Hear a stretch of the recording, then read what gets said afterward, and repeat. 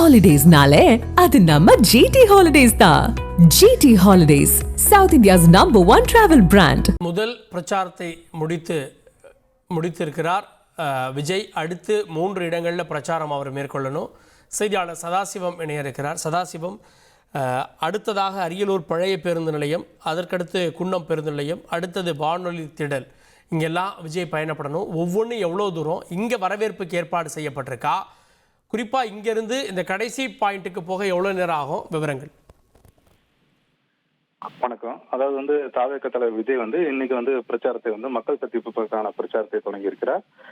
தற்போது சற்று ஒரு 5 நிமிடத்துக்கு முன்னதாக தான் திருச்சி மாநகராட்சிக்குட்பட்ட மரக்கரை பகுதி தனது முதல் பிரச்சாரத்தை துவங்கி நிறைவு செய்துள்ளார். இந்த பிரச்சாரத்தின் அவர் பேசியதன் பயணம் பார்த்தோம்னால் குறிப்பாக ஒரு 15 நிமிடங்கள் வரை பிரச்சாரம் மத்தியில் பொதுமக்கள் மத்தியில் பேசினார்.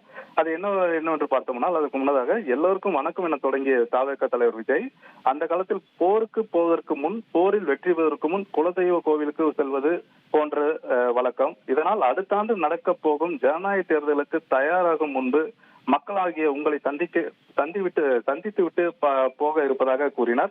ஒரு சில மண்ணை தொட்டால் ரொம்ப நல்லது, சில காரியங்களை இந்த இடத்திலிருந்து தொடங்கினால் நல்லது என்று பெரியவர்கள் சொல்வார்கள். அதே போலத்தான் திருச்சியிலிருந்து தொடங்கினால் எல்லாமே திருப்பு முனையாக அமையும் என்று சொல்வார்கள். அதற்காக இங்கு திருச்சி வந்ததாக கூறினார். உதாரணத்திற்கு அவர் நினைவுபடுத்த என்ன பண்றார், வரலாற்று அரசியல் நினைவுகளை நினைவுபடுத்தினார். அதில் அண்ணா தேர்தல் தொடக்க வேண்டும் என நினைத்தது திருச்சியில் தான். அதற்காக 1950ஆம் ஆண்டு திருச்சியில் கூட்டம் நடத்தினார். இதே போன்று எம்ஜிஆர் கட்சி தொடங்கிய பின்னர் முதல் மாநில மாநாடு எம்ஜிஆர் நடத்தியது திருச்சியில் தான். அதுவும் 1977ஆம் ஆண்டு போன்ற ஆண்டுகளை குறிப்பிட்டு நினைவு கூர்ந்தார். திருச்சிக்கு இப்படி நிறைய வரலாறு உள்ளது. எங்களுக்கு அதாவது தாவேக கொள்கை தலைவரான பெரியார் வாழ்ந்த இடமும், மலைக்கோட்டை இடமும், கல்விக்கு பெயர் போன இடமும் திருச்சி தான். அதே போல திருச்சியில் மதசார்பற்ற மத நல்லிணக்கத்துக்கு பெயர் போன இடமாகவும் திருச்சி இருப்பதாக திருச்சியின் பெருமைகளை தொடர்ந்து தாவேக தலைவர் தொண்டர்கள் மத்தியில் பேசினார். இதனையடுத்து திமுக மீது விமர்சனத்தை முன்வைக்க முயன்றார் தாவேக தலைவர். அதாவது திமுக 525க்கும் மேற்பட்ட வாக்குறுதியில் தமிழக மக்களுக்கு கொடுத்திருக்கிறது கடந்த தேர்தலில். ஆனால் பெரும்பாலும் எதையும் செய்யவில்லை. குறிப்பிட்டு அவர் சொன்னது என்ன, நீட் தேர்வு செய்யவில்லை, மாணவர்களுக்கான கல்வி கடன் ரத்து செய்யவில்லை, அதே போல ஆட்சிக்கு வந்தா வேலை வாய்ப்பு கொடுப்போம் என்று சொன்னார்கள். ஆனால் எதையுமே செய்யல. கூட்டுறவு சங்கத்துல விவசாயிகளுக்கு வட்டி கடன் குறைக்கப்படும், அதாவது கடன்ல வட்டி குறைக்கப்படும் சொன்னாங்க. மக்கள் நல பணியாளர்களுக்கு 25,000 பேர் வரை நியமனம் இருக்கும் அப்படின்னு வாக்குறுதி குறிப்பிட்டாங்க. ஆனா அந்த நியமனத்தையும் இதுவரை திமுக அரசு செய்யவில்லை என விஜய் குற்றம் சாட்டினார். இதே போன்று குடிசை மாற்று வாரியத்தின் கீழே மாற்றுத்திறனாளிகளுக்கு வீடு ஒதுக்கீடு செய்யப்படும் கூறினார். ஆனா இந்த மாதிரி திமுக அரசு சொன்ன எதையுமே செய்யல. இதனால மக்கள் உங்களை நம்ப மாட்டாங்க, நீங்க மோசடி செஞ்சுட்டீங்க. அதே மாதிரி திருச்சியில காவேரி தண்ணி மையமா இருக்கக்கூடிய திருச்சியில தண்ணீர் பிரச்சனை இருக்குது, காவேரி தண்ணீர்லயும் பிரச்சனை இருக்குது குறிப்பிட்டாரு. இதே போல திருச்சியில மேற்கொள்ளப்பட்ட அரசு சார்பில் பல்வேறு கட்டுமான பணிகள் பல மாதங்களாக இன்னும் நிறைவடையல. குறிப்பாக திருச்சியில நடக்கூடிய ரயில்வே மேம்பால பணிகளாகட்டும், சாலை பணிகளாகட்டும், அரசு மருத்துவமனை கட்டமைப்பு பணிகளாகட்டும், இந்த மாதிரி எதுவுமே நடவடிக்கை. குறிப்பா சுகாதார அதாவது மருத்துவ முறை குற்றச்சாட்டுகளையும் முன்வைத்தார். அது என்ன பார்த்தோம்னா மோசமான நடவடிக்கைகள் இங்க நடக்கிறது. அது பார்த்தோம்னா கிட்னி திருட்டு. அண்மையில் நடந்த நாமக்கல் மாவட்டத்தில் நிகழ்ந்த கூலி தொழிலாளர்களை குறிவைத்து நடத்திய கிட்னி திருட்டையும் கூறினாரு.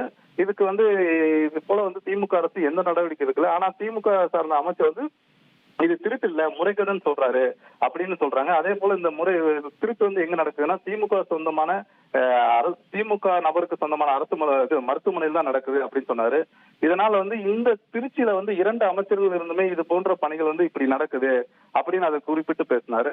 முன்னதா அவர் சொல்ல வந்த கருத்துக்கள் பார்த்தோம்னா ஒரு 15 நிமிட உரையில் 5 நிமிட உரை மட்டுமே தெளிவாக, அதாவது ஊடகங்கள் முன்பு காத்திருந்த அரசியல் விமர்சகர்களாகட்டும், தொண்டர்களாகட்டும், பொதுமக்களாகட்டும், அவர் முதல் பிரச்சாரத்துல என்ன கருத்துக்களை மக்கள் மத்தியில பேச வர்றாரு. ஏன்னா 2 மாநில மாநாடு நிறைவு பெற்றுச்சு. அதுல சொன்னது என்னன்னா கொள்கை ரீதியான பாஜகவும் திமுகவும் எதிர்த்து பேசினாரு. ஆனா மக்கள் சார்ந்த பிரச்சனையை எதுவுமே பேசல. அதனால முதல் முறையா மக்கள் மத்தியில் பேசக்கூடிய விஜய் மக்கள் சார்ந்த பிரச்சனைகள் எந்த மாதிரி பேச இருக்கிறாரு அப்படின்னு சொல்லி அரசியல் விமர்சகராகட்டும், பொதுமக்களாகட்டும் கூர்ந்து முன்பும் சோசியல் மீடியாவிலையும் வாட்ச் பண்ண தொடங்கினாங்க. ஆனா அவர் பேசின 5 நிமிஷத்துக்கு அப்புறம் அதாவது சிறப்பு நேரலைக்குன்னு சொல்லி பிரத்யேகமா அவருக்கு வழங்கப்பட்டுள்ள மைக்ல திடீர்னு தொழில்நுட்ப கோளாறு ஏற்பட்டது. இதனால தொடர்ந்து அவரால் உரையாற்ற முடியல. அதற்கு அடுத்ததாக அந்த பகுதியில் வைக்கப்பட்டுள்ள ஒலிபெருக்கி மைக்கை வாங்கி பேசினாரு. அதுவும் வந்து சரியா வந்து சுற்றி இருந்தவர்கள் வந்து கோஷம் எழுப்பவும் தாவேகா விஜய் எனவும் டிவிகே எனவும் கோஷம் எழுப்ப வந்து விஜய் சொல்ல வந்த கருத்துக்கள் வந்து முழுமையாக ஊடகங்கள் வாயிலாக சமூக ஊடகங்கள் வாயிலாக வந்து கருத்துக்கள் சென்று சேரவில்லை. இதனால் வந்து அவர் குறிப்பிட்ட பேச்சை வந்து விரைவில் வந்து நிறுத்தி கொண்டு அடுத்த கட்டமாக தனது அதாவது இரவு 9 மணி வரை பெரம்பலூர் மாவட்டம் பகுதியில் வந்து பிரச்சாரத்தை நிறைவு செய்ய இருக்கிறார். அதற்காக வந்து இந்த பகுதிக்கு அதாவது மரக்கடைக்கு வருவதற்காகவே காலை வந்து 10:30 மணிக்கு வர வேண்டிய வாகனம் வந்து பிரச்சார வாகனம் 2:30 மணிக்கு மேல் தான் வந்தது. இதனால் வந்து தனது பிரச்சாரத்தை வந்து அடுத்த கட்டமாக விரைந்து முடிக்க வேண்டும் என்பதற்காக 15 நிமிட உரையை முடித்துக் கொண்டு விஜய் வந்து அடுத்த கட்டமாக அரியலூர் பேருந்து நிலையை நோக்கி சென்று கொண்டிருக்கிறார். இதனால் வந்து திட்டமிட்டபடி பிரச்சாரத்தில் வந்து நேரம் என்பது அதிகரிக்கக்கூடும். இரவு வந்து 10 மணிக்கு மேல கூட அதிகரிக்கக்கூடும் என தெரிகிறது. இதனால் வந்து பிரச்சாரத்தை வந்து விரைவில் முடிக்குவதற்கு வந்து தாவேகா தரப்பில் வந்து திட்டமிடப்பட்டிருக்கிறது. இப்போ இங்க இருந்து நெக்ஸ்ட் ஸ்பாட்டான அரியலூருக்கு போறதுக்கு பொதுவாக எவ்வளவு நேரம் ஆகும்? குறிப்பா இங்க அரியலூர் வந்து பக்கத்து மாவட்டமா இருந்தாலும் விஜய் செல்லும் இடங்கள் வந்து இப்ப தேசிய நெடுஞ்சாலை நோக்கி சென்று கொண்டிருக்கிறார். அதனால வந்து காலையில இருந்து பாத்தீங்கன்னா திருச்சி மாநகர பகுதிக்கு வந்தனால வந்து அவர் வாகனத்தை பிரச்சார வாகனத்தை அதிக அளவில் வந்து தாவேகா தொண்டர்கள் வந்து சூழ்ந்ததா வந்து விஜய் வாகனம் வந்து விரைந்து வந்து அடுத்தடுத்த கட்டமா அதாவது 8 கிலோமீட்டர் தூரத்தையே வந்து விரைந்து கடக்க முடியாம 4 மணி நேரத்துக்கு மேலானது. அதனால வந்து காவல்துறை அறிவுறுத்தல்படி தற்போது வந்து வாகனமானது தேசிய நெடுஞ்சாலை சாலையில் சென்று கொண்டிருப்பதால் அரியலூர் மாவட்டத்துக்கு பேருந்து நிலையத்திற்கு பகுதியில் வந்து அடுத்த கட்டமாக பிரச்சாரம் மேற்கொள்ள இருக்கணும். அதனால் விரைந்து வந்து தனது வாகனம் செல்லும்படிதான் வந்து காவல்துறை வந்து அறிவுறுத்தியதன் பேரில் வந்து நடிகர் விஜய் தாவேகா தலைவர் விஜய் வந்து தற்போது வாகனமானது தேசிய நெடுஞ்சாலையில் வேகமாக சென்று கொண்டிருக்கிறது. இருப்பினும் அவரது வாகனத்தை பின்னோக்கி அவரது ரசிகர்களாகட்டும் தாவேகாவினராகட்டும் அதிக அளவில் வந்து இருசக்கர வாகனத்தை பின்னோக்கி செல்வதால் வந்து பேருந்துக்கு சற்று இடையூறாக இருக்குது. இதனால் வந்து அவர் திட்டமிட்டபடி அரியலூர் பேருந்து நிலையம் செல்வதற்கு வந்து காலதாமதம் என்பது 2 மணி நேரத்துக்கு மேலாக ஏற்படலாம். இதற்கு முன்னதாகவே வந்து நடிகர் விஜய் வந்து இன்னும் உணவு வந்து முடிக்க வேண்டியிருக்கிறது. அதனால் வந்து தனது பிரச்சார வாகனத்துக்குள்ளே வந்து தனது மதிய உணவுகளை வந்து முடிக்கக்கூடும் என்பதால் வந்து திட்டமிட்டபடி வேறு எங்கும் செல்லாதபடி அரியலூர் பேருந்து நிலையத்திற்கு வந்து தாவேகா தலைவர் விரைந்து செல்லக்கூடும் என எதிர்பார்க்கப்படுகிறது. கூடுதல் விவரங்களுக்கு நன்றி சதாசிவம். பேருந்திலேயே வந்து தன்னுடைய மதிய உணவை முடித்து கொண்டு விஜய் அடுத்த ஸ்பாட்டுக்கு புறப்பட்டு விட்டார் அப்படின்றதான் செய்தி. ஏன்னா ஃப்ரண்ட்டில் வந்து விஜய் இல்லை அப்படின்றத பார்க்க முடிகிறது. இதுவரை அந்த ரோட் ஷோவில் வந்து விஜய் இருந்தார். ஆனால் இப்போதும் கூட ஹைவேஸில் அதாவது நெடுஞ்சாலையில் அவருடைய வாகனம் வருது. அந்த வாகனத்தை பார்ப்பதற்காகவும் பொதுமக்கள் சிலர்லாம் வந்து ரோட்டுக்கு மேலே இருக்காங்க அப்படின்றதையும் நம்ம பார்க்குறோம். ஒரு சின்ன பிரேக்குக்கு அப்புறமா மீண்டும் வந்து அவர் பிரச்சாரத்தை தொடர இருக்கிறார் அப்படின்னு தான் தெரிகிறது. ஏன்னா உணவு இடைவேளைக்காக அவர் உள்ளே சென்றிருக்கிறார். அங்கே வந்து இந்த முதல் ஸ்பீச் இந்த ஆடியோ விவகாரங்கள்லாம் பேசப்படலாம் அப்படின்னு தெரிகிறது.